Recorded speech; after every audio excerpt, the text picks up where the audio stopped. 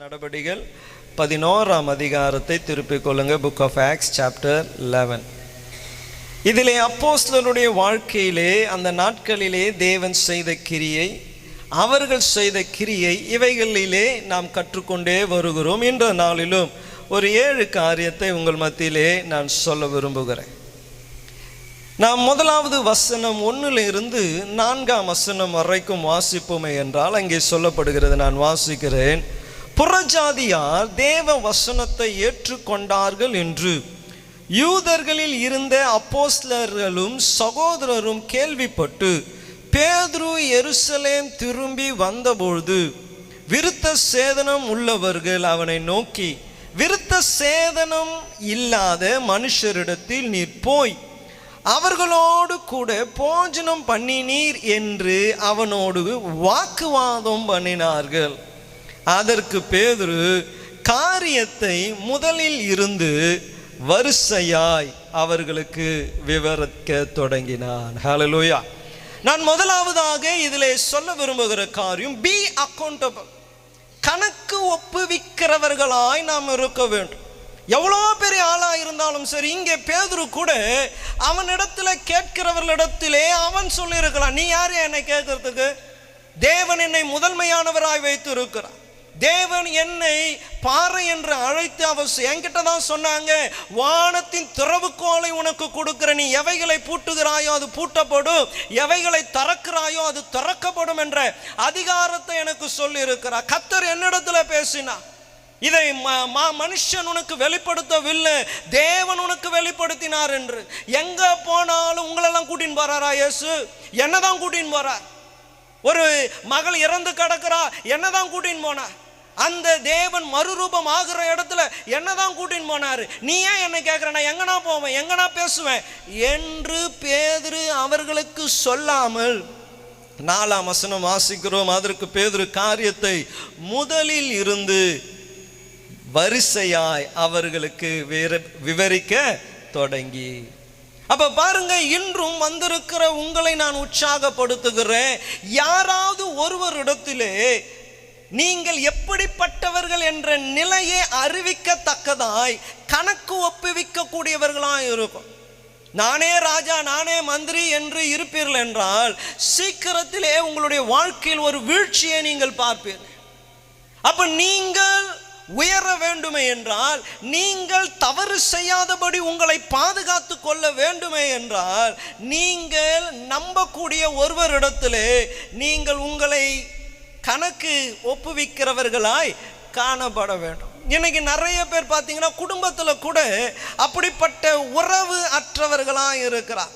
குடும்பத்தில் பார்த்தா கூட நிறைய பேர் என்னன்னா, கணவனுக்கு கணக்கு ஒப்புவிப்பதில்லை, மனைவிக்கு கணக்கு ஒப்புவிப்பதில்லை, பிள்ளைங்க பெற்றோரிடத்தில் அவருடைய நிலைகளுக்கு விளக்கம் சொல்வதே இல்லை. எல்லாரும் என்னன்னா, நான் ராஜா, நானே மந்திரி, என்னை கேட்க யாரும் இல்லை என்ற நிலை நிறைய பேருடைய குடும்பங்கள் தடுமாறுவதற்கு காரணமாக இருக்கிறார். இந்த காலத்தில் பார்த்தீங்கன்னா, நீங்கள்லாம் கேள்விப்படுறீங்களா இல்லையான்னு தெரியல, நிறைய விதமான விவாகரத்து தேவ பிள்ளைகளுக்குள்ளே, இன்னும் சொல்லணும்னா ஊழியர்களுக்குள்ளே இருக்கிற நிறைய தவறான தொடர்புகள், உறவுகள் எங்கே இருக்குன்னா கிறிஸ்தவ குடும்பங்களிலே இருக்கிற புற மதஸ்தர்கள் கூட கடவுளை குறித்ததான ஒரு பயத்தோடு இருக்கிறாங்க. ஆனால் பரிசுத்தமாய் வாழ வேண்டும் என்பதற்கான ஒரு அழைப்பை பெற்ற அநேக தேவ பிள்ளைங்க அந்த அழைப்பிலே நிலைத்தில்லாமல் போக காரணம் என்ன தெரியுங்களா? என்னை யார் கேட்பா? நான் யாருக்கு பதில் சொல்ல வேண்டியது இருக்கு? சர்ச்சில் பாஸ்டர் கேட்டால் சர்ச்சை மாற்றிடுவோம், குடும்பத்தில் கேட்டால் அடிதடி, சண்டை, போராட்டம், பிரச்சனை, யாருக்கும் கணக்கு ஒப்புவிப்பது இல்லை. பிள்ளைங்க பெற்றோரிடத்தில் உண்மையாக இருக்கிறது இல்லை. ஃபோனை தொட விட மாட்டான், ஃபோனில் 3 லாக் போட்டு வச்சிருக்கிறான். முதல்ல என்னது ஃபேஸ் ரெக்கக்னேஷன், அப்புறம் ஃபிங்கர் பிரிண்ட்டு, அப்புறம் பேட்டர்னு, அப்புறம் நம்பரு. எப்படியோ எதனா ஒன்று கண்டுபிடிச்சாலும் மீதி 3 கண்டுபிடிக்கிறதுக்கு ஐன்ஸ்டைன் தான் வரணும் போல. யாருக்கும் என்ன இல்லை, கணக்கு ஒப்புவிப்பது இல்லை. வாழ்க்கைகள் சீர்கட்டு போகிற, வாழ்க்கைகள் துன்மார்க்கத்தில் போகுது. காரணம் என்னன்னா, எல்லாரும் தங்களை யாருக்கும் ஒப்புவிக்காம இருக்கிறார். ஆனால் ஒரு பெரிய ஒரு ஊழியக்கார் மற்ற எந்த ஊழியக்காரரை குறித்தும் வேதத்திலே அப்போஸ்தலரை குறித்து இப்படி சொல்லப்படவில்லை. அவன் நடந்து போனாலே அற்புதம் நடைபெற்றது. தேவ தரிசனத்தை காண்பித்து புறஜாதிகளின் மத்தியிலே சுவிசேஷத்தை கொண்டு போக முதல் மனிதனாய் பேதுருவை பயன்படுத்தி ஒரு பெரிய ஊழியக்காரர். ஆனா அவர் என்ன பண்றாரு? மற்ற அப்போஸ்தலர்களும் சகோதரர்களுக்கு முன்பதாக நின்று கொண்டு அவர் என்ன பண்றாரு? காரியங்களை விவரிக்க ஆரம்பிக்கிறார். இப்படிதாங்க நடந்துச்சு, ஆரம்பத்தில் இப்படிதான் நடந்துச்சு. நான் ஒரு வீட்டில் இருந்தேன், என்னை தேடி ஒரு 3 பேர் வந்தாங்க. நான் அவங்களோடு கூட போகிறதுக்கு முன்னாடி கர்த்தர் ஒரு தரிசனத்தை காண்பித்தார் என்று சொல்லி அங்கே இருக்கிறவர்களுக்கு தன்னை ஒப்பு கொடுத்தான். இந்த நாளிலே இந்த அப்போஸ்தலர் நடபடிகள் 11ஆம் அதிகாரத்தை வாசிக்கும் பொழுது உங்களுக்குள்ளே ஒரு உணர்வு வரணும். என்ன பண்ணணும்? கணக்கு ஆமாம், ஊயுவா கடைசியாக ஒரு நாள் ஒரு கணக்கு ஒப்பு வைக்கணும். தேவனுக்கு முன்பதான் நம்ம எல்லாரும் நிற்கும்பொழுது மறைக்க ஒன்றுமே இல்லை, எல்லாம் வெளியரங்கமாக இருக்கும். ஆனால் அதற்கு முன்பதாகவே யாக்கோபில் கடைசி அதிகாரத்தில் வாசிக்கிறோம், ஒருவரிடத்தில் ஒருவர் உங்கள் பாவங்களை அறிக்கை செய்யுங்க என்று சொல்லப்படுகிறது. ஒருவரிடத்தில் ஒருவர் உங்களுடைய குற்றம் குறைவுகள் என்ன? ஒருவேளை சிகரெட் பிடிக்கிறது, குடிக்கிறது, இல்லை வீடியோ கேம்ஸ் ஆடுறது, இல்லை ரொம்ப நேரம் ஃபோன் பார்க்குறது, நாடகம் பார்க்குறது, ஏதோ ஒரு இடத்துல மாட்டின்னு இருக்கிறீங்களா? அதை ஒருவர் இடத்துல நீங்கள் சொல்லுங்கள், இதுதான் நான் மாட்டின்னு இருக்கிற இடம். அப்போ ஃபோன் பண்ணி கேட்பாங்கம்மா, 12 மணி ஆயிடுச்சு, என்ன நாடகம் பார்த்துன்னுக்கிறேன்? பார்க்க மாட்டேன் தானே சொன்னேன். அப்போ கேட்குறதுக்கு ஒரு ஆள் இருக்கிறாங்கல்ல. ஃபோன் ஆஃப் பண்ணியாப்பா, நைட் ஆகிடுச்சே, 9 மணி ஆகிடுச்சே, ஃபோன் ஆஃப் பண்ணியா? கேட்குறதுக்கு ஒரு ஆள் இருக்கிறாங்கல்ல. அப்போ அவர்கள் உங்களை கண்காணிக்கும் பொழுது குற்றம் நடப்பதை உங்களாலே தவிர்க்க முடியும். ஹல்லேலூயா, ஹல்லேலூயா. நான் உங்களை உற்சாகப்படுத்துகிறேன். நல்ல ஒரு ஃப்ரெண்டு, சபையில் தான் இருக்கணும்னு இல்லை, உங்களுக்கு நம்பிக்கையான ஒருவர் உங்கள் வாழ்க்கையில் இருக்கிற சில காரியங்களை நீங்கள் அவங்கக்கிட்ட என்ன பண்ணுங்க? டிஸ்கஸ் பண்ணுங்க. சபையில் இருந்தால் நல்லது தான், ஆனால் சபையிலையும் யார் என்பதை என்ன பண்ணுங்க?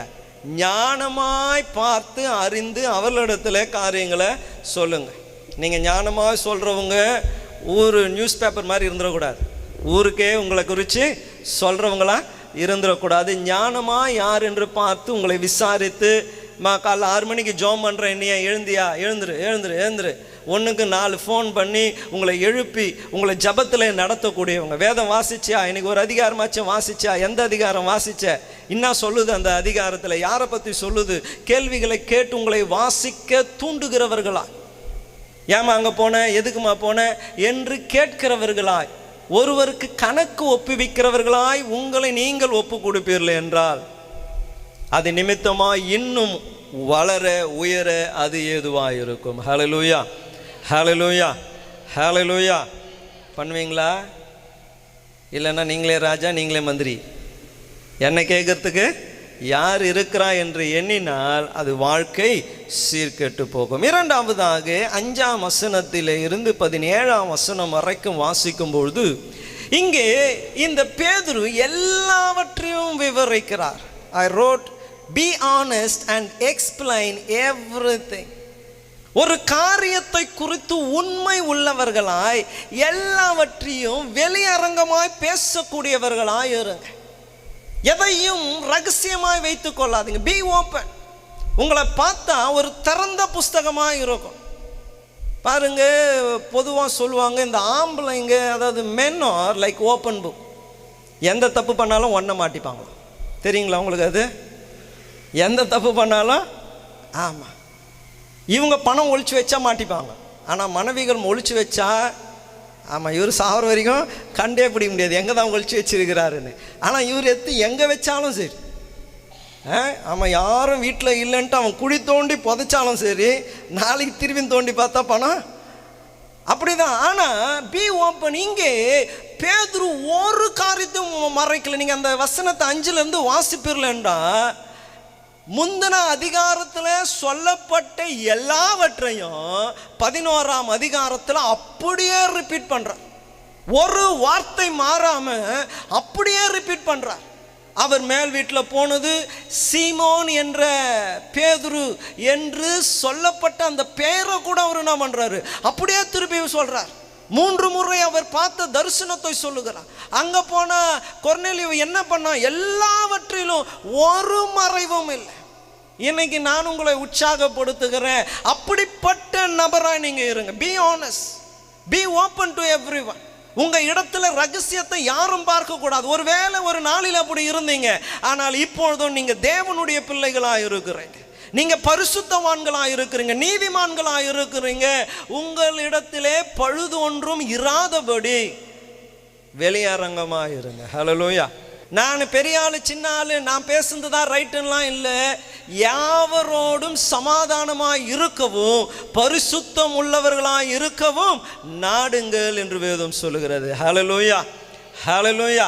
யார் எதுன்னு இல்லை. I have no enemy.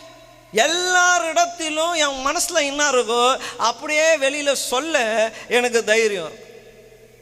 இந்த காரியம் யாருக்கும் தெரியக்கூடாது, அந்த காரியம் யாருக்கும் தெரியக்கூடாது அப்படி என்று ஹைட் பண்ணதில்லை. என் ஃபோனில் பார்த்தீங்கன்னா பாஸ்வேர்டு இல்லை, எந்த ஒரு இதுவும் இல்லை. எனி ஒன் கேன், அதுதான் ஓப்பன் பண்ணால் ஓப்பன் ஆகிடும். டேப் எடுத்திங்கன்னா அதே போல தான். எதை எடுத்தாலும் சரி, இது இருக்குது அது இருக்குது, இது யாரும் பார்த்துடக்கூடாது என்று இதிலே சீக்ரெட் ஃபோல்டர்ஸ்லாம் போட்டு வைக்கலாம். அதுக்கு பாஸ்வேர்டு வச்சுக்கலாம், அதை ஹிடன் பண்ணிடலாம், அதை மறைச்சி வச்சிடலாம். ஆனால் அப்படி என்று என் கம்ப்யூட்டர் எடுத்தாலும் சரி, எதற்கும் பாஸ்வேர்டு இல்லை, எதற்கும் காரியம் இல்லை. Any one can. N history எடுத்து பார்க்கலாம், கூகுளில் இவர் என்ன சர்ச் பண்ணாரு, என்ன பண்ணாரு, யோசனையே நான் பி ஓப்பன். இன்று பேதுருவினிடத்திலே கற்றுக்கொள்ளக்கூடிய காரியம் அதுதான். அவன் எதையும் மறைத்து வைக்க விரும்பவே இல்லை. He explained everything. இதெல்லாம் தான் நடந்தது. நான் எப்படி போனேன், யார் கூட போனேன், எங்கே போனேன், என்ன பண்ணேன், என்ன செஞ்சேன், எல்லாவற்றையும் அவர் ஆனஸ்டாக இருந்தார். பிள்ளைங்க நிறைய பேர் இல்லை, கொஞ்சம் பேர் தான் இருக்கிறீங்க. உங்கள் அப்பா அம்மா கிட்டலாம் எப்படி இருக்கிறீங்க? Are you being honest? ஓப்பனாக இருக்கிறீங்களா? எல்லா காரியத்தை குறித்து ஓப்பனாக இருக்கிறீங்களா? முன்னாடி இருந்த காலம் என்றால் பார்த்தா அப்பானா பயம், அம்மானா பயம். அம்மாலாம் எனக்கு ஞாபகம் இருக்குது, என்ன அடிச்சதில்லை, ஆனால் கையில் என்ன கிடைக்குதோ தூக்கி அடிப்பான். எனக்கு ஞாபகம் இருக்கிற ஒரே சீன் என்னன்னா, அண்ணன் என்னை சண்டை வலிச்சுனே இருக்கிறாரு, அம்மா கையில் ஒரு பாட்டில் இருந்தது, தூக்கி அடிச்சாங்க. அண்ணன் குனியத்துக்கும் கரெக்டாக செவுத்தில் போட்டு, அப்படி டெரரான பேரண்ட்ஸாக இருந்தாங்க. இப்போல்லாம் டெரராக இருந்தால் பிள்ளைங்க மதிக்கிறதே இல்லை. எல்லாரும் பெற்றோர்கள் நண்பர்களைப் போலவே தான் குடும்பத்தில் என்ன பண்ணுறாங்க, வளர்றாங்க. ஆனால் நிறைய காரியத்தை என்ன பண்ணுறாங்க, பிள்ளைங்க மறைத்து வைக்கிறான். சபையில் நிறைய காரியம் தெரியல, மறைந்து இருக்கிறார். குடும்பத்தில் கணவன் மனைவிக்கு தெரியல, மறைந்து இருக்கிறார். ஆனால் இங்கே 11ஆம் அதிகாரம் நமக்கு அப்போஸ்தலரை குறித்து வெளிப்படுத்துகிற காரியம் எல்லாவற்றையும் எல்லாருக்கும் அவர் என்ன பண்ணார், தெளிவுபடுத்தினார். ஹல்லேலூயா, ஹல்லேலூயா. எதனா மறைச்சி வச்சிருக்கிறீங்களா? ஒருவேளை உங்ககிட்ட தான் கர்த்தர் பேசுகிறாரோ நம்ம ஏதோ ஒன்றை குழித்து கொண்டு புதைச்சி வச்சு யாருக்கும் தெரியக்கூடாது என்று நீங்கள் மறைச்சி வச்சிருக்கலாம். ஆனால் அது மறைந்து இருக்காது. ரொம்ப நாள் என்ன பண்ணாது, மறைந்து இருக்காது. ஒரு நாள் அது வெளியரங்கம் ஆகும்பொழுது நாற்றம் எடுக்கும், உங்களை அது அவமானப்படுத்தும். Be open, be open. ஒருவேளை நீங்கள் சொல்லும்பொழுது அவங்களுக்கு அப்போ கோவம் வரும். ஆனால் கொஞ்சம் நேரத்தில் அந்த சூழ்நிலை, அந்த சிச்சுவேஷன் முற்றிலுமாய் மாற்றப்பட்டுடும். ஆனால் நீங்கள் மறைத்து வைக்கிறதுனால ஒரு நாளிலே அது ஒரு பெரிய அபாயமாய் வெடிக்க ஆரம்பிக்கும் என்று உங்களை உற்சாகப்படுத்துகிற. என்ன பண்ணுங்க,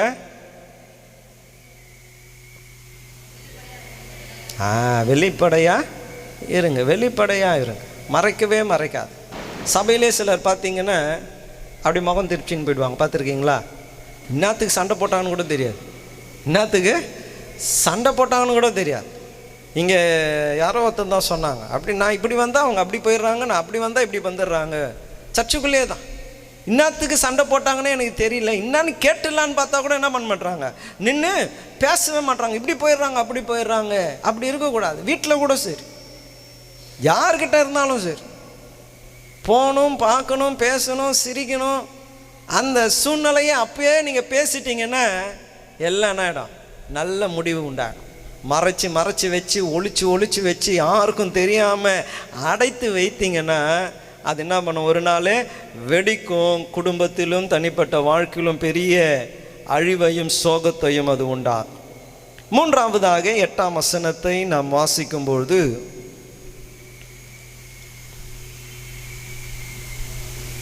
பதினெட்டாம் வசனத்தை நாம் வாசிக்கும்பொழுது, இவைகள் அவர்கள் கேட்டபொழுது அமர்ந்திருந்து, அப்படியானால், அவங்க பாருங்க ஒரு சூப்பரான வார்த்தை சொல்றாங்க, ஜீவனுக்கு ஏதுவான மனம் திரும்புதலை தேவன் புற ஜாதிகளுக்கு அருள செய்தார். மனம் திரும்புதல் ஜீவனை கொண்டு வரக்கூடியதாக இருக்கிறது. மனம் திரும்புதல் நம் வாழ்க்கைக்கு ஒரு புதிய ஆரம்பத்தை கொண்டு வரக்கூடியதாக இருக்கிறது. அந்த காலத்தில் இருந்த அப்போஸ்தலர்களும் தேவ மனுஷர்களும் சொல்ற காரியம் ஜீவனுக்கு ஏதுவான மனம் திரும்புதல். அப்ப மனம் திரும்புதல் இல்லை என்றா என்ன இல்லை? ஜீவன் இல்லை. There is no life there if there is no repentance. இன்னைக்கு நிறைய பேர் மனம் மாறுகிறது இல்லை. நான் பலமுறை இங்க சொல்லி இருக்கிறேன். ஒரு பெரிய ஊழியக்காரர் தொலைக்காட்சியில் நீங்க பார்த்தீங்கன்னா நிறைய சேனல்ல அவர் பேசுறார். அப்போ ஐயாவோடு கூட ஒரு அப்போஸ்தலர் கூடுகைக்கு ஒரு 5 ஸ்டார் ஹோட்டலில் மீட்டிங் வச்சுருந்தாங்க. ஐயாவுக்கு வண்டி ஓட்டின்னு போனதுனால அந்த ஹோட்டலுக்குள்ளே நான் போனேன். அந்த மீட்டிங்கில் உட்காந்து எல்லாரும் அவர் பேசின பிரசங்கியார் பேசி முடித்தார். அப்புறம் எல்லாம் பெரிய பெரிய ஊழியக்காரங்க தான், யாரும் சாதாரணவர்கள் அல்ல. சென்னையிலே பிரசித்தி பெற்ற எல்லா ஊழியக்காரங்களும் இருந்தாங்க. அது சொல்லணுன்னா நம்ம மிஞ்சி போன ஒரு 25-30 பேர் தான் இருந்திருப்பாங்க, அவ்வளவுதான். வெறும் டாப் லீடர்ஸ். அப்போ போய் உட்காந்து டிஸ்கஷன் பண்ணுங்கன்னாங்க. அப்போ நான் உட்கார்ந்து இருந்ததுனால என்னையும் கூப்பிட்டு ஒரு குரூப்பில் உட்கார வச்சுட்டான். ஒரு 4 ஊழியக்காரங்க, பெரிய ஊழியக்காரங்க, அதில் நான் ஒருத்தன் உட்காந்துன்னு இருக்கிறேன். அப்போ உட்கார்ந்தது தான் ஒரு ஊழியக்காரர் ஒரு மேகசினை தூக்கி அப்படி மேலே போட்டால் அதில் ஒரு பெரிய ஊழியக்காரர் அப்படியே கையை தூக்கின்னு இருக்கிறாரு. மேலே தலைப்பு என்னன்னா, மனம் திரும்ப வேண்டாம், மனஸ்தாபப்பட்டால் போதும். அதுதான் தலைப்பு. No need to repent but feel sorry. நீ மனம் திரும்ப வேண்டாம், ஆனால் மனஸ்தாபப்பட்டா போதும். பெரிய சபை. அப்போ மனஸ்தாபப்படுகிற அந்த சபையில் இருக்கிற ஒருவருக்கும் ஜீவன் இல்லை என்பது வேதம் சொல்லுகிறது. ஹல்லேலூயா.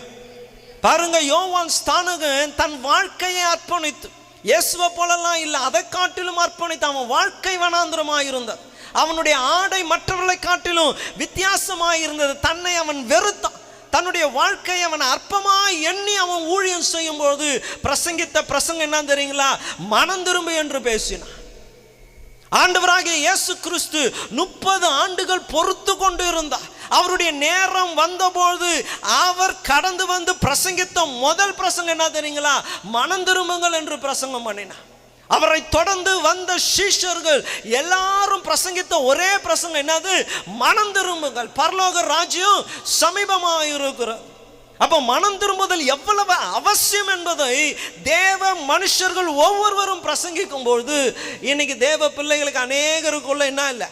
மனம் திரும்புதல் இல்லவே இல்லை.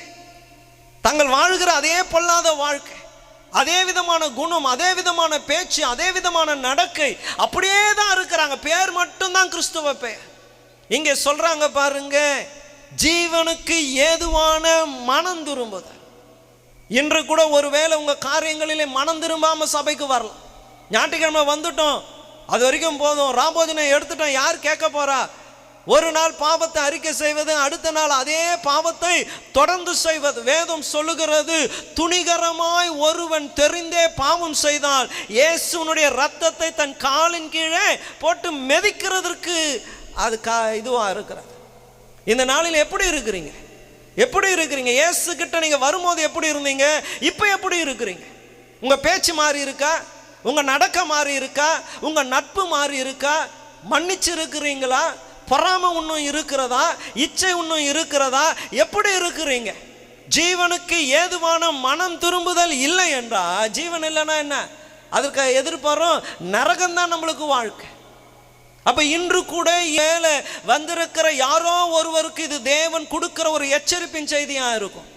மனம் திரும்பு, பரலோக ராஜ்யம் சமீபமா இருக்கிறார், சமீபமா இருக்கிறது. இன்று நான் உங்களை உற்சாகப்படுத்துகிறேன். விட வேண்டியதை விடுங்க, விட வேண்டியதை விடுங்க. அதை பிடிச்சிருக்கிறதுனால லாபம் இல்லை. பூமியில் வாழ்கிற வாழ்க்கை எவ்வளோ எக்ஸ்டெண்டு போனாலும் 130 வரைக்கும் யாரோ ஒருத்தர் வாழ்ந்தது ஆயிச கின்னஸ் ரெக்கார்டு சொல்லியிருக்கிறாங்க. 130 years ஃபர்தர்மோஸ்ட் இப்போ இருக்கிற ஜெனரேஷனில் ஒருவேளை 130 வருஷம் வாழ்ந்தா கூட இனி வாழப்போகிற நித்திய ஜீவனுக்கு இது ஈடானது அல்லவே அல்ல. ஹல்லேலூயா, ஹல்லேலூயா. இந்த 130 வருஷத்தில் அந்த கொஞ்சம் ஆசைக்காக, கொஞ்சம் சந்தோஷத்திற்காக நித்தியத்தை என்ன பண்ணுறாதீங்க, விட்டுடாதீங்க. கொஞ்சம் கஷ்டப்பட்டாலும் மனம் திரும்பிடுங்க, மனம் திரும்பிடுங்க, மனம் திரும்பிடுங்க. பாருங்க, 5 கணவனை உடைய ஒரு ஸ்திரீ, 6வது வேறே ஒருவனோடு வாழ்கிற ஒரு ஸ்திரீ. ஆனால் இயேசுவனுடைய போதனையை கேட்டபொழுது அவங்களுடைய வாழ்க்கையிலே டிரான்ஸ்ஃபர்மேஷன் ஆயிடுச்சு.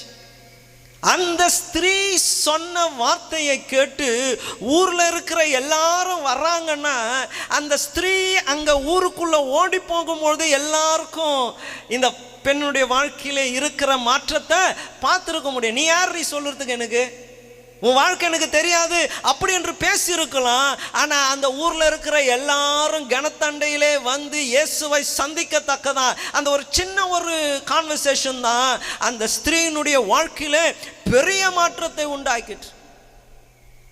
என்றும் வந்திருக்கிற உங்களுக்கும் ஒரு பெரிய மாற்றத்திற்கான ஒரு வாய்ப்பு இருக்கிறது. நீ போ, இனி பாவம் செய்யாது, இனி பாவம் செய்யாது. இந்த அப்போஸ்தலர் நடபடிகள் நம்ம வாசிக்கும் பொழுது 18ஆம் வசனம் நமக்கு காண்பித்து கொடுக்கிற ஒரு காரியம், ஜீவனுக்கு ஏதுவான மனம் திரும்புதல். காலையில் ஐயா பேசும்பொழுது அவங்க சொன்னாங்க, every day we need to repent. என்னது? ஒவ்வொரு நாளும் மனம் திரும்புதல் இருந்து கொண்டே இருக்கும். ஒவ்வொரு நாள் பாருங்க, ரட்சிக்கப்பட்டுட்டோன்னு சொல்கிறோம். உதாரணத்தை நான் சொல்லுகிறேன். கடலில் இருக்கிறேன் நான், எனக்கு நீச்சல் தெரியாது. எனக்கு இங்கே பூண்டிலே நடந்தது. பூண்டியில் உங்களுக்கு தெரிஞ்ச காரியம் தான். அந்த தண்ணி இப்படி வந்து அப்படி போகும், ஒரு பள்ளம் இருக்கும். அங்கே போயிருக்கீங்களா பூண்டிக்கு? அப்போது ஒரு நாள் திறந்து விடும் போது இது ஆயிடுச்சு, ஒரு 20 வருஷம் ஆகிருக்கும், 20-25 வருஷம் ஆகிருக்கும். நானும் என் நண்பனும், என் கூட தாம்பரத்தில் படித்த ஒருத்தன் சதீஷ் என்று சொல்கிறவங்க, 2 பேரும் அந்த பூண்டிக்கு போயிருந்தோம். நாங்கள் 2 பேர் தான் பைக் எடுத்துன்னு போயிட்டு அங்கே குளிக்கிறோம். எனக்கு என்னென்னா, இந்த ஸ்விம்மிங் பூல்லலாம் காலை எட்டி வச்சு கையை நீட்டினா அப்படியே சொல்கிறேன்னு அவ்வளோ தூரம் போகும். எனக்கு பார்த்தா டிஸ்டன்ஸ் அவ்வளோ தூரம் தான் இருந்துச்சு. நிறைய பேர் குளிச்சுன்னு இருக்கிறாங்க. அப்போ அவன் அப்படியே குதிச்சான். அங்கே தண்ணி வர இடத்துல போய் அப்படியே பத்துக்குனா, வாடா இங்கன்னா. நான் யோசித்தேன், இங்கே ஒரு எட்டி வச்சா அங்கே போய் சேர்ந்துருவோமே, அவ்வளோதானே. எட்டி வச்சேன், உள்ளே போயிட்டேன். ஏந்து கத்துறான், ஐயோ காப்பாற்றுங்க கையப்பாத்துங்கன்னா. எல்லாம் அவன் குச்சினுக்கிறான், ஒருத்தனுக்கும் தெரில. ஏந்துக்கிறேன், ஐயோ காப்பாற்று, தண்ணியை குச்சிட்டு திரும்பி ஏந்து ஒருத்தனும் இல்லை. திடீர்னு ஒருத்தன் தலையில் முடிய பிடிச்சி தரன்னு இழுத்துன்னு போனால், அதுதான் என் ஃப்ரெண்டு. அவன் தான் என்ன பண்ணுறான், என்னையே பார்த்துனுக்கிறான். அப்போ பாருங்க, தண்ணியில் இருக்கிற வரைக்கும் தண்ணீர் எனக்கு ஆபத்து தான். எப்போ ரட்சிப்பு தெரியுமா? அந்த கரையில் வந்து சேர்ந்தாதான். அப்போ அது வரைக்கும் நான் தண்ணியில் இருக்கிற ஒருத்தைய முடிய பிடிச்சின்னு இருக்கிறான். ஆனால் ஆபத்து இன்னும் எனக்கு இருந்து கொண்டே தான் இருக்கு. ஏன்னா எனக்கு நீச்சல் தெரியாது. உலகத்தில் இருக்கிற வரைக்கும் நீங்கள் ரட்சிக்கப்படலை. அந்த ரட்சிப்பை நீங்கள் என்ன பண்ணணும், பூரணமாக்கி கொண்டே இருக்கணும், பூரணமாக்கி கொண்டே இருக்கணும். ஒரு நாள் ஒருவேளை மரணத்தின் நிமித்தமாகவோ, ஒரு நாள் ஆண்டவராகிய இயேசு கிறிஸ்து வரும்பொழுதோ அந்த ரட்சிப்பு பூரணம் அடையும். இனி இந்த பாவ உலகத்திலே நம்ம இல்லை, அவரோடு கூட நித்தியமாய் அந்த ஜீவனை நாம் அனுபவிப்போம். ஹல்லேலூயா. அப்போ டெய்லி நம்ம என்ன பண்ணோம், நம்ம குற்றம் குறைகள் ஏதாச்சும் இருக்கா, மனம் திரும்பினே இருக்கணும், மனம் மாறிக்கொண்டே இருக்கணும். மன்னிக்க வேண்டியவங்களை மன்னிக்கணும், விட வேண்டியவங்களை விடணும். காரணம், ஜீவனுக்கு ஏதுவான மனம் திரும்புதல். ஹல்லேலூயா, ஹல்லேலூயா. 4வதாக 19ஆம் வசனத்திலே இருந்து 21ஆம் வசனம் வரைக்கும் நான் வாசிக்கிறேன். ஸ்தேவான் நிமித்தமாய் எழும்பின உபத்திரவத்தினாலே சிதறப்பட்டவர்கள் சுவிசேஷ வசனத்தை யூதர்களுக்கே அன்றி மற்ற ஒருவர்களுக்கும் அறிவியாமல். அப்படியே 21ஆம் வசனம், கர்த்தருடைய கரம் அவர்களோடு கூட இருந்து அநேக ஜனங்கள் விசுவாசிகளாகி கர்த்தரிடத்தில் திரும்பினார்கள். 20ஆம் வசனம் அங்கு சொல்லப்படுகிறது, அந்தியோகியா பட்டணத்திற்கு வந்து கிரேக்கர்களோடு பேசி கர்த்தராகிய இயேசு கிறிஸ்துவை பிரசங்கித்தார்கள். பாருங்க, நான்காவதாக நான் சொல்ல விரும்புகிற காரியம், உபத்திரவம் சில நேரங்களிலே சுவிசேஷத்தின் எல்லைகளை விரிவாக்க கூடியதாக இருக்கிற. உபத்திரவம் வந்துடுச்சு என்றால் இந்த உபத்திரவம் தான் இங்கே நாம் பார்க்கிறோம். எருசலேமிலே தேவ ஜனங்கள் பெற்ற அந்த நற்செய்தியை உலகமெங்கும் கடந்து போக காரணமாக இருந்தது. ரோம் இன்று கிறிஸ்துவ ஒரு தேசமாய் அறியப்பட காரணம், அந்த தேசத்திலே தேவ பிள்ளைகள் பட்ட உபத்திரவம் கொஞ்ச நெஞ்சம் அல்ல.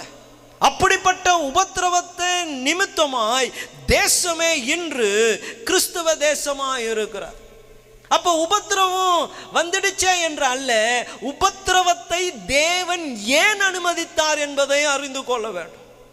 5000 பேர் ரட்சிக்கப்பட்டாங்க, நாள்தோறும் சபையில சேர்க்கப்படுறாங்க, போகிற இடங்களில் எல்லாம் இவர்களுக்கு தயவு உண்டாயிற்று, ஜனங்க ரட்சிக்கப்பட்டு கொண்டே இருக்கிறாங்க. ஆனால் அவ்வளவு ரட்சிக்கப்பட்டும் நாங்க பெரிய ஆளு என்று காண்பிக்கவே முடியல. உபத்திரவம் வருகிறது. கிறிஸ்தவர்கள் எங்க ஓடி ஒளிந்தாலும் தேடி அவர்களை பிடிக்கிறான். ஐயா காலில் சொன்னாங்க பாருங்க, நைஜீரியாவில் ஒரு பாஸ்டர், நீங்க எல்லாம் வீடியோ பார்த்துருப்பீங்க, ஒரு குழியில நின்று அவர் பேசுறார், பேசுறாங்க. அமெரிக்கா நீங்க இதை பாருங்க, உலக நாடுகளை இதை பாருங்க, இங்கே எங்களை கொலை செய்கிறார்கள் கிறிஸ்தவர்கள் என்பதற்காக என்று சொல்லி அந்த குழியில பார்த்தா அநேக பணங்கள் இருக்கிறது, வெட்டி போட்டிருக்கிறான். எல்லாரையும் வெட்டி போட்டு உள்ள சாவடிச்சிருக்கிறாங்க. என்னென்ன கிறிஸ்தவன் என்பதினால உபத்திரவம் இருக்கிறது. அந்த ஊழியக்காரர், வயசான ஊழியக்காரர், சர்ச்சில் நின்று அந்த ஊழியக்காரர் ஆராதனை நடத்துகிறாங்க.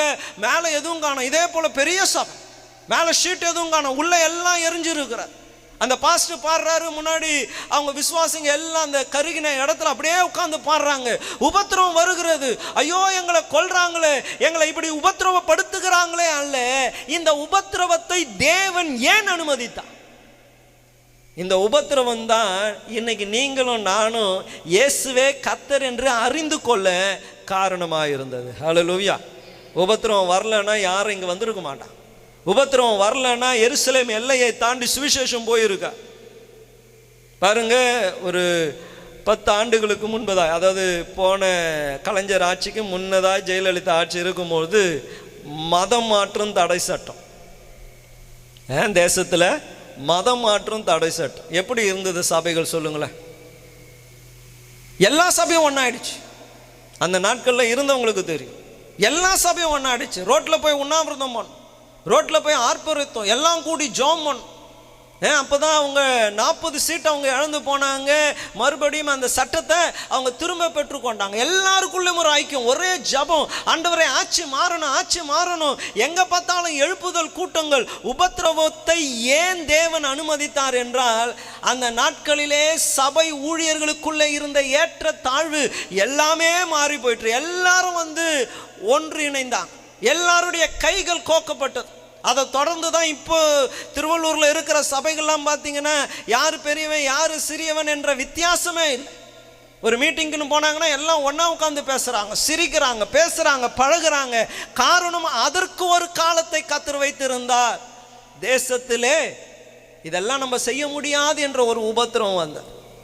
இனி நான் சொல்லுகிறேனே, நம்மளுடைய தமிழ்நாடு கூட இப்போ இருக்கிற நிலைமையில் இருக்கா.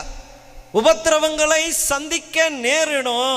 ஐயோ உபத்திரம் வந்துடுச்சுன்னு என்ற அல்ல, ஜெபிக்க வேண்டிய அநேகரை தட்டி எழுப்பும்படியாய் அந்த உபத்திரம், சுவிசேஷம் சொல்லாத அநேக சுவிசேஷத்தை சொல்லும்படியாய் அந்த உபத்திரவம், எல்லாரும் ஒன்று கூடும்படியாய் அந்த உபத்திரவம் இங்கே நாம் பார்க்கிறோம். பாருங்க, 19 21 வரைக்கும் உபத்திரவம் சுவிசேஷத்தின் எல்லையை விரிவாக்கிற்று. ஹல்லேலூயா, ஹல்லேலூயா. இந்த நாளிலே உங்களை உற்சாகப்படுத்துகிறேன். காலம் பொல்லாதவைகளாக இருக்கிறபடினாலே டெய்லியும் சொல்கிறேன், வாரம் சொல்கிறேன். எத்தனை ட்ராக்ஸு? ஒரே ஒரு ட்ராக்ஸ். 7 நாளைக்கு ஒன்று தான், ஒரு நாளைக்கு ஒன்று இல்லை. எத்தனை நாளைக்கு? 7 நாளைக்கு ஒன்று கொடுத்தீங்கன்னா இந்த வாரத்தில் 400 கைப்பிரதி 400 வித்தியாசமான இடத்துல கொடுக்கப்பட்டிருக்கும். ட்ராக்ஸ் கொடுக்கறதுக்கு எவ்வளோ நேரம்? ஆடினா குத்தலாம், அப்படி கையில் கொடுத்துட்டு போயினே இருக்கலாம். ஆனால் இன்று நான் உங்களை உற்சாகப்படுத்துகிறேன். உபத்திரவம் காலத்திற்கு முன்பதாய் தேவனுடைய ஊழியத்திலே உங்களை நீங்கள் ஈடுபடுத்திக் கொள்ளுங்க. கர்த்தர் நம்மை ஆசீர்வதிப்பாராக. ஐந்தாவதாக 22ஆம் வசனத்தில் இருந்து நாம் வாசிப்போம் என்றால், எருசலேமில் உள்ள சபையார் இந்த காரியங்களை குறித்து கேள்விப்பட்ட பொழுது அந்தியோகியா வரைக்கும் போகும்படி பர்னபாவை அனுப்பினார்கள். 24ஆம் வசனம், அவன் நல்லவனும் பரிசுத்த ஆவினாலும் விசுவாசத்தினாலும் நிறைந்தவனுமாயிருந்தான். பாருங்க, ஐந்தாவதாக ஊழியத்திற்கு நல்ல மனுஷர்களும் அபிஷேகத்தில் நிறையப்பட்டவர்களும் அவசியமா இருக்கிறான். இன்னைக்கு நிறைய பேருக்கு சபையிலே பொசிஷன் வேணும், ஆனா கேரக்டர்னா இல்லை, சாட்சி உள்ளதாய் இல்லவே இல்லை. அப்ப இங்கே ஒரு மனுஷனை பார்க்கிறோம், இவனை குறித்து வேதம் சொல்லுகிறது, சபையார் இவனை அனுப்புகிறாங்க. தொடர்ந்து வாசிக்கும் போது தெரியும், அநேக ஜனங்கள் கர்த்தரிடமாய் சேர காரணமாய் இருந்தான். இவனுடைய ஊழியம் இம்பாக்ட் பண்ணுது, இவனுடைய ஊழியம் ஜனங்களுடைய வாழ்க்கையை மாற்றுகிறது. ஊழியக்காரரும் சபையும் இவனை நம்புறாங்க. காரணம் என்னன்னா, அவன் நல்லவனா இருந்தான். எப்படி இருந்தான் பாருங்க. இந்த மனுஷன் எப்படின்னா, இவனுக்கு கொடுத்த ஊழியம் தான். நீங்க தொடர்ந்து வாசிக்கும் போது வாசிக்கலாம், அவன் சவுல் என்ற பவுலை தேடின்னு போறான்.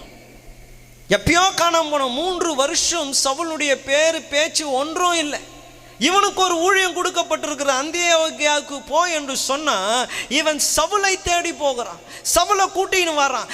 அவனை இவனோடு கூட வைத்து கொண்டு 1 ஆண்டு காலம் அந்த அந்தியோகியாவிலே சவுலை உருவாக்குகிறான். அவனுக்கு ஊழியத்தை கொடுக்குறான், பிரசங்கம் பண்ண வாய்ப்பை கொடுக்குறான். அதை தொடர்ந்து நமக்கு தெரிஞ்ச காரியம்தான்.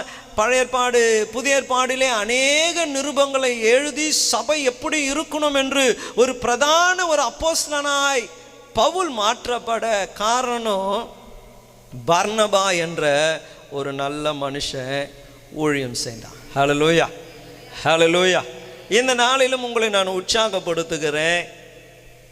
என்னவா இருங்க, நல்லவங்களா இருங்க, ஆவிலே நிறையப்பட்டு இருங்க, விசுவாசம் உள்ளவர்களாக இருங்க. நீங்கள் அநேகரை இம்பேக்ட் பண்ண முடியும். உங்கள் குணம் பேசிக்கொண்டே இருக்கிறது. நான் அடிக்கடி முன்னாடி வாலிபர்களுடைய கூடுகையில் நான் சொல்லினே இருப்பேன், there is a secret follower behind you. உன்னை அறியாமல் ரகசியமாய் உன்னை பின்பற்றுகிறவர்கள் இருக்கிறாங்க, உனக்கே தெரியாது. எனக்கு ஒரு ஆச்சரியம் அதுதான். இங்கே டிஎல்சி கிரவுண்டில் ஒரு மீட்டிங் நடந்தது. நான் போய் பின்னாடி உட்காந்துன்னு இருந்தேன். நானும் சில வாலிபர்களும் உட்காந்துன்னு வந்தோம். நம்ம சபையை விட்டு போன ஒரு தம்பி, அவர் வந்தார், திடீர்னு வந்தார். பல ஆண்டுகளுக்கு கழிச்சு பார்க்குறோம் வந்து, ஆனால் எப்படி ஆகுறீங்க அப்படி இப்படின்லாம் பேசினார். ஒரே சந்தோஷம், பேசின்னு இருந்தோம். நான் செய்கிற எல்லாவற்றையும் எனக்கு செஞ்சு காமிச்சாங்க.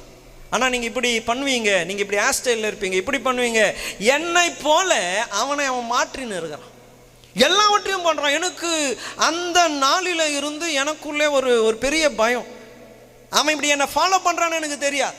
நான் எப்படி ஹேர் ஸ்டைல் வச்சிருப்பானோ அதே போல் அவன் வைப்பான்னு எனக்கு தெரியாது. நான் எப்படி பேசுகிறேனோ அப்படியே அவன் பேசுவான்னு எனக்கு தெரியாது. என்னுடைய பழக்கம், என்னுடைய நட, இதை இவன் இப்படி ஃபாலோ பண்ணுவான்னு எனக்கு தெரியவே தெரியாது. ஆனால் அவன் வந்து எனக்கு முன்னாடி, அந்த 2 பசங்களுக்கு முன்னாடி அவன் பண்ணுறான், அவன் செய்கிறான். அவன் சொன்னது, நான் செய்கிறது, என் ஆக்ஷன். அவன் இப்போ பார்த்தா கூட என்ன மாதிரியே பண்ணுவான். நிறைய பேர் ஒரு காலத்தில் டிஜிஎஸ் தினகரனை போல பேசுவாங்க தெரியுங்களா, கண்ணாம்சி. அவங்க பாட்டு பண்ணாலே அப்படியே கண்ணை மூடுவாங்க. அதே போல் ஒரு பையன் என்னை ஃபாலோ பண்ணுறான்னு எனக்கு அன்றைக்கி தெரிஞ்சதுமே அது எனக்கு ஒரு பயம், எனக்கு தெரியாது. ஆனால் யாரோ ஒருவன் ரகசியமாக என்ன பண்ணுறான், உங்களை கூட அப்படி தான், உங்களுக்கு தெரியல. ஒரு வேளை அவங்க வந்து உங்ககிட்ட சொல்லாமல் இருக்கலாம், ஆனால் வீட்டில் யாரோ ஒருத்தவங்களை ஃபாலோ பண்ணினே இருக்கிறான். நீங்கள் பேசுகிற மாதிரி பேசணும்னு நினைக்கிறான், நீங்கள் செய்கிற மாதிரி செய்யணும்னு நினைக்கிறான்.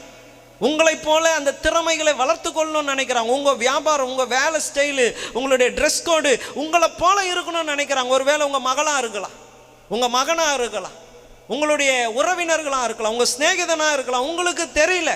But there is a secret follow. யாரோ ஒருவர் என்ன பண்ணுறாங்க, அவங்களுக்கு நீங்கள் எப்படி இருக்கிறீங்க, எப்படி இருக்கிறீங்க? ஒரு கதை சொல்லுவாங்க பாருங்க. காலையில் ஒரு குட்டி குழந்தை எழுந்தானா, அப்பாவை தேடினா, அப்பாவை காணும். வெளியில் வந்து பார்த்தா அப்பா அவனுடைய கால் அச்சு லேசாக மழை பெஞ்சதுனால அவருடைய கால் அச்சு அப்படியே இருந்துதான். இவன் ஒவ்வொரு காலிலையும் இவன் காலை வச்சு வச்சு நடந்து போனால் கடைசியாக அது சாராய் கடையில் போய் நின்றுச்சு அப்படின்னு. சிலரை ஃபாலோ பண்ணால் அவங்கள என்ன பண்ணுறாங்க? தவறான பாதையில் போயிடுறான். தவறான பாதையில். இன்று நீங்கள் எப்படி இருங்க? ஹல்லேலூயா. எப்படி இருங்க? ஆமாம், 4 பேர் ஃபாலோ பண்ணுறத போல இருங்க. இருந்தான் பர்னபா, இருந்தான். பவுலை சேர்த்து கொண்டான். ஒரு காலத்திலே பர்னபா சொல்லுறத பவுல் கேட்கவே இல்லை. மார்க்கை கூட கூட்டின்னு போகலான்னா அவன் கேட்கவே இல்லை. நான் அவனை கூப்பிட்டால, நான் ஊழியத்துக்கு வரல, நான் இவனை கூட்டின்னு போகிறேன். 2 பேருக்கும் மார்க்க பேதம் உண்டாயிற்று, பிரிந்து போனாங்க. ஆனால் அவனை இவ்வளவாய் வளர்த்து விட்ட ஒரு நல்ல பர்னபா இருந்தான்.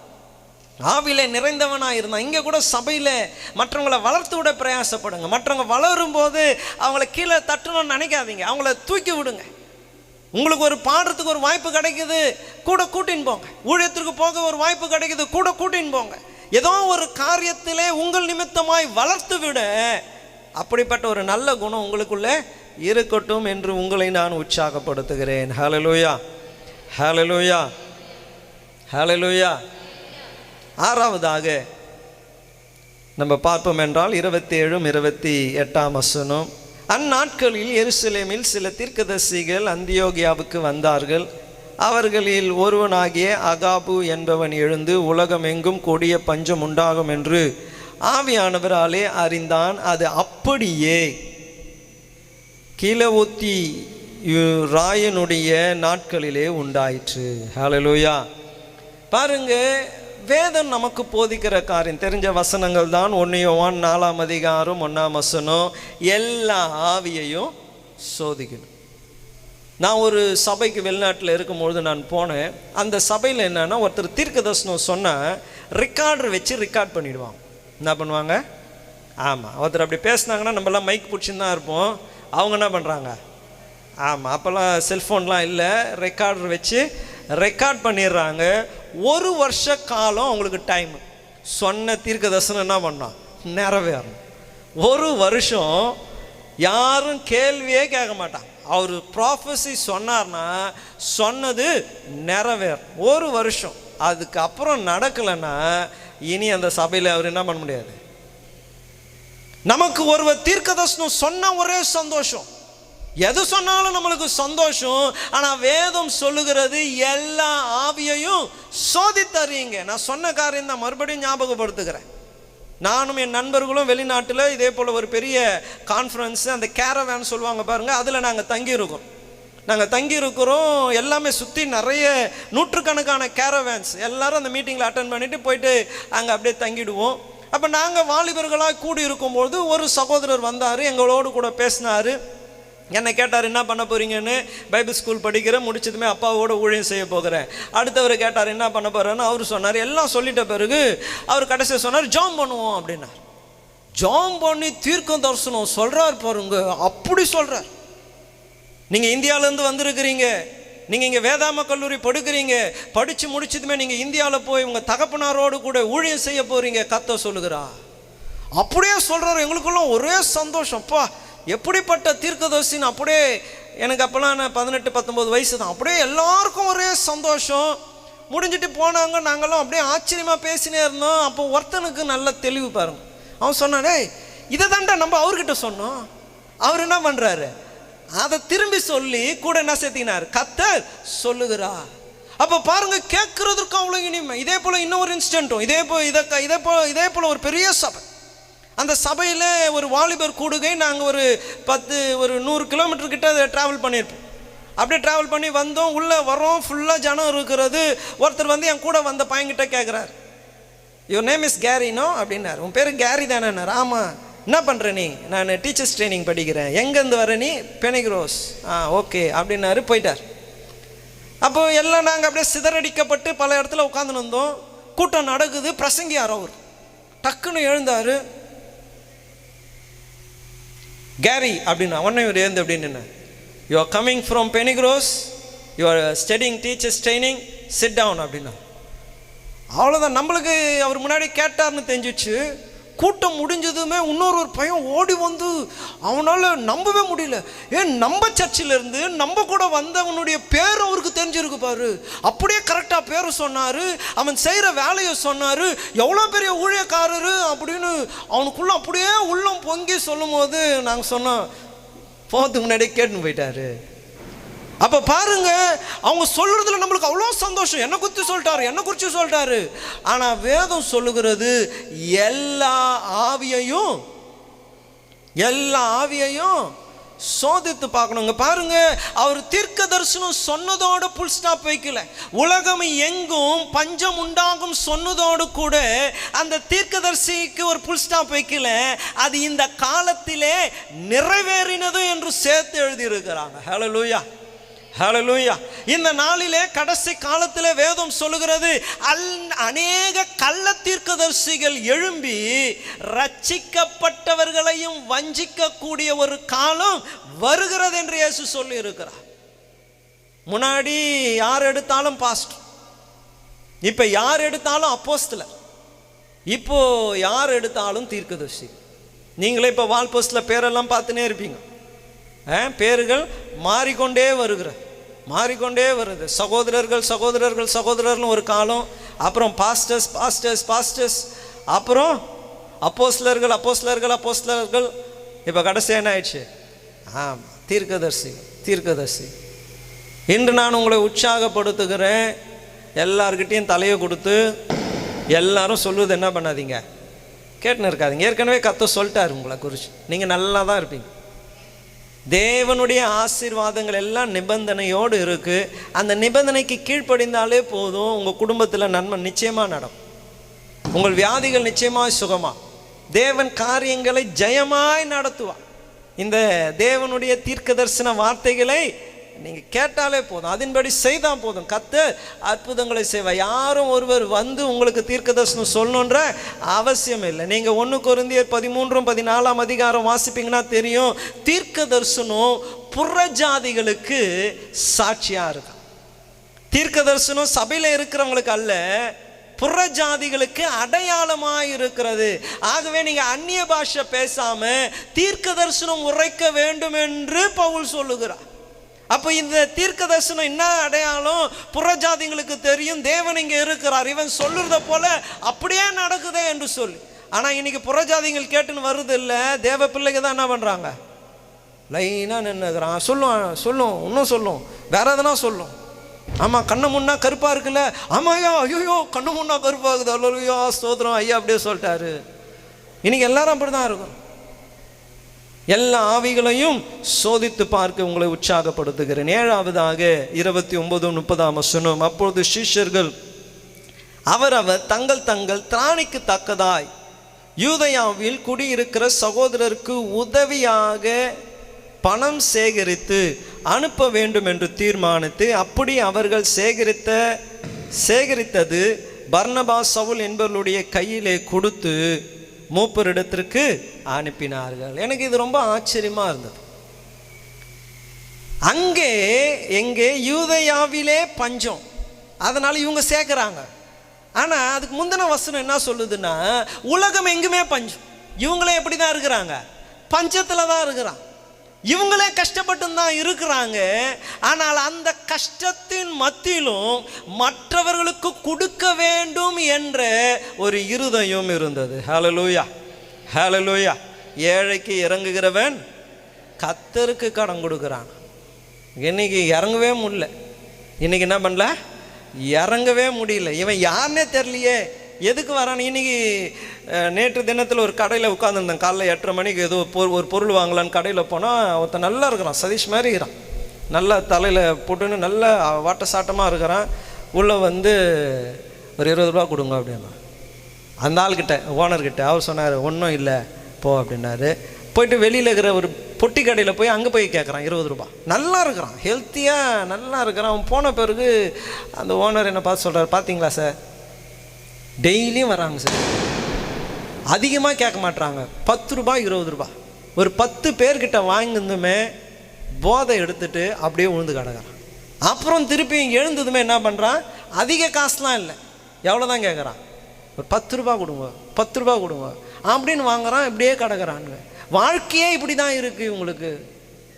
அதனால் யாருக்கு கொடுக்குறதுன்னு தெரிய மாட்டேங்குது. ஆனால் இங்கே பாருங்கள், கஷ்டப்படுறவங்களுக்கு கொடுக்கக்கூடிய ஒரு கூட்டத்தினர் இருந்தார். ஹல்லேலூயா. வேதம் அதுதான் சொல்லுது, கட்டாயத்தினால அல்ல. எப்படி கொடுக்கணுமா? உற்சாகமாக கொடுக்கும். உங்களுக்கு தெரிஞ்ச வசனம் தான் பிலிப்பியரில் நம்ம வாசிக்கிறோம். என்ன சொல்லுதுன்னு 4:19, தேவன் தம்முடைய ஐஸ்வர்யத்தின்படி உங்கள் குறைவுகள் எல்லாம் கிறிஸ்து இயேசுவுக்குள் மகிமையாய் நிறைவாற்றுவார். இது எல்லாருக்குமான வாக்குத்தத்தம் அல்ல. தேவன் தம்முடைய ஐஸ்வர்யத்தின்படி உங்கள் குறைவுகளை நிறைவாக்குவார்னா இது எல்லாருக்குமான வாக்குத்தத்தம் அல்ல. அதில் 15ஆம் வசனத்திலிருந்து 18ஆம் வசனம் வரைக்கும் நீங்கள் வாசிப்பீர்கள் என்றால், பிலிப்பியர் 4ஆம் அதிகாரம் 18 இருந்து நான் வாசிக்கிறேன் பாருங்க. 15 18 வரைக்கும் அங்கே சொல்லப்படுகிறது. மேலும் பிலிப்பியர், சுவிசேஷத்தின் ஆரம்பத்திலே நான் மக்கதோனியாவில் இருந்து புறப்பட்ட பொழுது கொடுக்கல் வாங்கும் காரியத்தில் நீங்கள் மாத்திரம் எனக்கு உடன்பட்டது இல்லாமல் வேறொரு சபையும் உடன்படவில்லை என்று நீங்கள் அறிந்திருக்கிறீர்கள். நான் தெசலோனிக்கேயாவில் இருந்தபொழுது என் குறைச்சலை நீங்கும்படி நீங்கள் 2ஆம் தரம் அனுப்பினீர்கள். இப்படியே சொல்லின்னு வந்து தான் அவர் 19ஆம் வசனத்தில் சொல்லுகிறார், உங்கள் குறைவுகளை கிறிஸ்து இயேசுவின் மகிமையிலே அவர் நிறைவாய் மாற்றுவார். யாருடைய குறைவுகளை நிறைவாய் மாற்றுவார்? கொடுக்கிறவங்களுடைய குறைவுகளை. தேவன் தம்முடைய ஐஸ்வர்யத்தின்படி யாருடைய குறைவுகளை நிறைவாய் மாற்றுவார்? கொடுக்கிறவங்க. பவுல் அதுதான் சொல்றாரு, நான் குறையா இருந்தேன், நான் கஷ்டப்பட்டு இருந்தேன், ஊழியத்திற்கு போகிறதுக்கு எனக்கு கையில் பணம் இல்லை, ஆனால் எந்த சபை எனக்கு உதவி செய்யலை, நீங்கள் செஞ்சீங்க. அவர் சொல்றாரு, என் தேவன் தம்முடைய ஐஸ்வர்யத்தின்படி உங்களுக்கு இருக்கிற எல்லா குறைகளையும் அவர் என்ன பண்ணுவார்? நிறைவாய் மாற்றுவார். ஆனால் வசனத்தை மட்டும் பிடிச்சிக்கிறோம், என்ன பண்ணுறதில்லை. கிறிஸ்மஸ்லாம் வருது பாருங்க, ஒரே ஒரு புடவை மட்டும் எடுத்து வச்சுங்க. ஏதாச்சும் ஒரு பாட்டிக்கு ஒரு புடவையை கொடுக்கும். ஹல்லேலூயா. எனக்கெல்லாம் கூட ட்ரெஸ் வாங்கி கொடுக்கலாம். ஸ்தோத்திரம். கர்த்தர் உங்களை ஆசீர்வதிப்பா. ஏழ்மையான ஊழியர் பாருங்க, சும்மா சொன்னேன் நான், அப்புறம் எதனா வாங்கிட்டு வந்துட போகிறீங்க. கொடுங்க. எவ்வளோ பேர் இருக்கிறான், சபைக்குள்ள இருக்கிறவங்க தான் இல்லை, வெளியில் போனால் கூட கையில் கொடுங்க. நான் சில நேரங்கள்லாம் நிறைய பேருக்கு நான் காசு கொடுக்குறது, பர்ஸில் எவ்வளோ இருந்தாலும் சரி எடுத்து கொடுத்துட்டு நான் சொல்வேன், இயேசு உங்களை நேசிக்கிறார். அவ்வளோதான். இயேசு உங்களை நேசிக்கிறார் என்று 10 ரூபாய் 5 ரூபாய்லாம் கொடுக்கறது இல்லை, பெரிய அமௌண்ட்டாக கொடுத்து நான் அந்த வார்த்தையை சொல்வேன். ஏதோ அவனுக்கு அதை பார்த்ததுமே உள்ளத்தில் ஒரு சந்தோஷம் வந்துடும். கொடுக்கணும், தாராளமாக கொடுக்கணும். இயேசு கொடுத்த, பிதா கொடுத்தாரு, அவருடைய ஒரே பேரான குமாரனை தந்தருளி உலகத்தை இவ்வளவாய் அன்பு கூர்ந்தா. கொடுக்கணும். இங்கே நம்ம பார்க்குறவங்க கொடுத்தாங்க. இந்த 11ஆம் அதிகாரம் வாசிக்கும் போது உங்களுக்கு தெரியணும், கஷ்டம் இருந்தாலும் பஞ்சம் இருந்தாலும் யாரோ ஒருவருக்காக நம்ம கொடுக்க துணியணும். விதவை தாய், அந்த ஊழியக்காரர் வந்து கேட்குறாங்க, ஐயா 2 விறகு, கொஞ்சம் எண்ணெய், கொஞ்சம் மாவு, ஒரு வேளைக்கு தான் சாப்பாடு இருக்கு, கொடுமா, எனக்கு ஒரு தோசை கொடுமா, வயசானவன் சாப்பிட்றேன், ஒரு தோசை கொடு, செய்கிறதுல முதல்ல எனக்கு எடுத்துன்னு வா. அவங்களுக்கு இருந்த கஷ்டத்திலும் அவங்க என்ன பண்ணாங்க? எடுத்துன்னு போய் கொடுத்தாங்க. தேவன் நிறைவாய் நடத்தினது போல வந்திருக்கிற உங்களையும் உற்சாகப்படுத்துகிற என்ன பண்ணுங்க?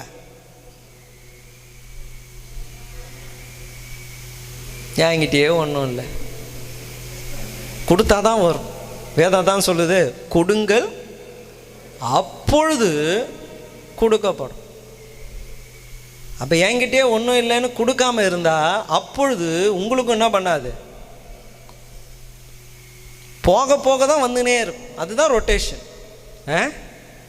வியாபாரத்தில் அதெல்லாம் சொல்லுவாங்க, ரொட்டேட் பண்ணுறோன்னு. அது அந்த ரொட்டேஷன் அதுதான். நீங்கள் கொடுக்க தான் அது வந்துனே இருக்கும். நீங்கள் இன்னும் கொடுக்க இன்னும் அதிகமாக வரும், அதிகமாக கொடுக்க அதிகமாக வந்துனே இருக்கும். கொடுக்கணும், கர்த்தருக்கென்று கொடுக்கணும், ஊழியத்திற்கென்று கொடுக்கணும்.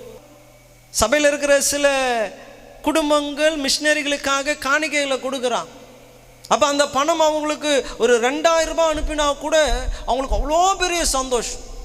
ஒரு தாயார், அவங்க கணவர் இறந்துட்டாங்க, நம்ம சபைக்கு நல்ல அறிமுகமானவங்க, அவங்க மூத்த மகன் இறந்துட்டார் ஆக்சிடெண்ட்டில். ஒன்றுமே இல்லை, அந்த தாயார் தனியாக அவங்க கணவரும் அவங்க மகனும் விட்டு போன ஊழியத்தை நடத்தின்னு இருக்கிறாங்க. யாரும் உதவிக்கு இல்லை. இப்போ ஊழியமும் செய்ய முடியாது, ஆளுங்களும் கூடி வருது இல்லை. ஆனால் நீங்கள் கொடுக்குற அந்த சின்ன உதவி அவர்களுக்கு ஒரு பெரிய ஒரு உதவி. ஒரு 10 நாள் சாப்பாடுக்கு அதுக்கு போதுமான உதவி கொடுங்க. கர்த்தர் இன்னும் அதிகமாய் ஆசீர்வதிப்பா. போன கிறிஸ்மஸில் பாருங்கள், குஷ்டரோகிகள் எந்த ஏரியான்னு தெரில, போனோம். ஒரு 150 பேருக்கு நம்ம அரிசிகளை கொடுத்தோம், பெட்ஷீட்டு கொடுத்தோம், பாய் கொடுத்தோம். இந்த இடத்துல ஒரு இடத்துல போயிட்டு குருவிக்காரங்களுக்கு நம்ம அவ்வளோ காரியங்களை கொடுத்தோம். அந்த பிரிட்ஜுக்கு கீழே இருக்கிற பிச்சைக்காரங்களுக்கு போய் கொடுத்தோம். கொடுத்ததுனால அவங்க சர்ச்சுக்கு வந்தாங்களா? சர்ச்சுக்கு வரல. ஆனால் தேவ அன்பை ஏதோ ஒரு வகையில் நம்ம என்ன பண்ணோம்? வெளிப்படுத்தணும்.